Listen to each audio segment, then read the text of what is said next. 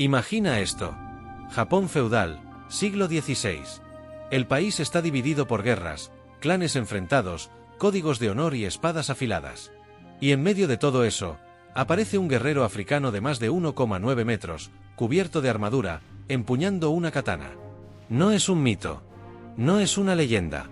Se llamaba Yasuke. Y fue un verdadero samurái.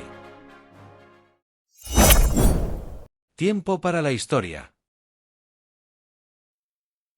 La historia de Yasuke comienza lejos de los campos de batalla de Japón. Se cree que nació en África, posiblemente en la región que hoy conocemos como Mozambique. Aunque los registros son escasos y su origen exacto está envuelto en misterio, se sabe que fue capturado o vendido y terminó como sirviente de los jesuitas portugueses que evangelizaban en Asia durante el siglo XVI. Acompañó a Alessandro Valignano, un influyente misionero jesuita, en su viaje a Japón en 1579.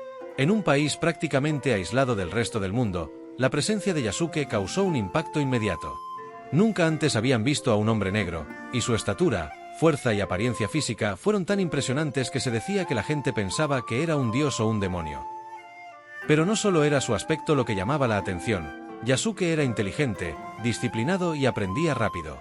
Su camino cambiaría para siempre cuando conoció a uno de los hombres más poderosos y ambiciosos del Japón de su tiempo, Oda Nobunaga. Oda Nobunaga no era un daimyo cualquiera. Era un estratega despiadado y un reformador militar que buscaba unificar todo Japón bajo su dominio. Era también un hombre curioso, amante de las cosas extranjeras, la tecnología moderna y las ideas nuevas. Así que cuando vio por primera vez a Yasuke, no lo trató como a un sirviente.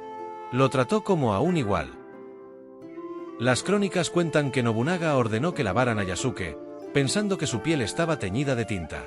Al ver que su color no cambiaba, quedó fascinado y comenzó a conversar con él. No pasó mucho tiempo hasta que lo incorporó a su servicio personal. Yasuke no solo se ganó su respeto, también su confianza. Fue entrenado como samurái, armado con una katana y enviado al campo de batalla. Nobunaga incluso le dio tierras y una casa, un honor impensable para un extranjero.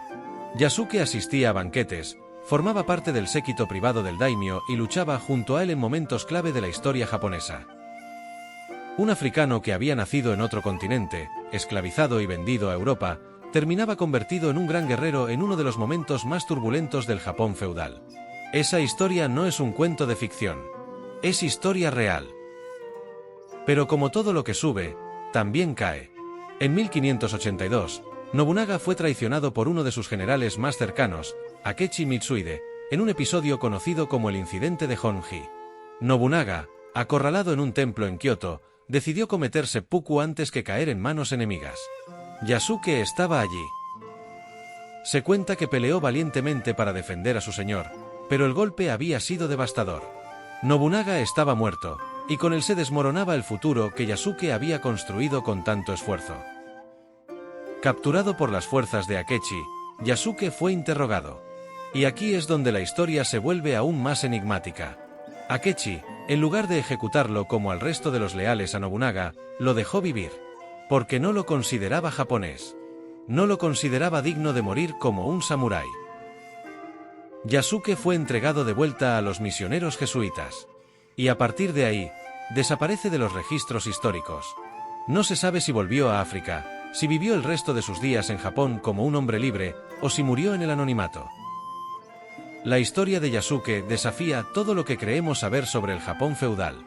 No solo por ser africano, sino por haber cruzado las barreras culturales, sociales y raciales de una de las sociedades más cerradas del mundo. Fue un esclavo convertido en samurái. Un extranjero que ganó el respeto de uno de los hombres más poderosos del Japón. Y un testigo directo de uno de los momentos más decisivos de la historia japonesa. La leyenda de Yasuke ha inspirado novelas, películas y hasta series animadas. Pero detrás del mito, existe un hombre real, cuya vida fue más extraordinaria que cualquier ficción. Yasuke desapareció de los libros, pero su historia sobrevive. No porque haya sido un guerrero más, sino porque desafió lo imposible. Fue samurái en una tierra que no estaba hecha para él. Pero quizás eso es lo que lo hace inolvidable.